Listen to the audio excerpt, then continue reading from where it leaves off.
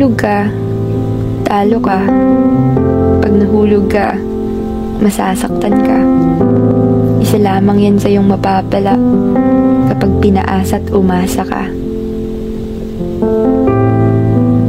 Sa laro ng pag-ibig, marurupok ang laging talo. Dahil sila yung di marunong makipaglaro sa mga bagay na di naman dapat ginagawang laro. Tunay na pagmamahal ang nais, pero bakit mas nasasaktan ng labis? Ipaparamdam na mahal ka at papakiligin lang ng kaibilis. At pag nagsawa na iiwanan ka, dala-dala ang sakit na di maaalis. Masama bang magmahal sa taong pinaramdam naman sa'yo na mahal ka? Marupok na ba ang tawag sa taong umasang minahal siya?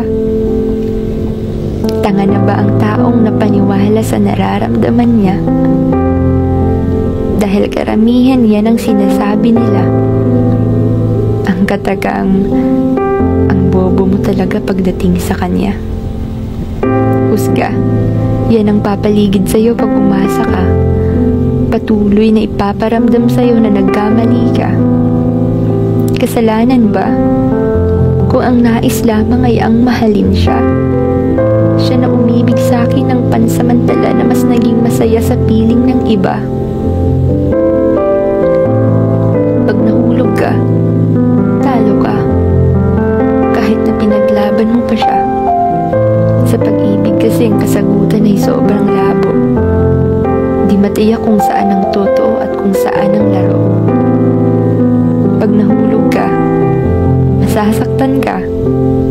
Lalo nang di ka naman sasaluhin. Sa kung kailan natitibok ang puso mo ng kaitulin, ay agad-agad niya naman itong puputulin. Pag nahulog ka, tatayo ka.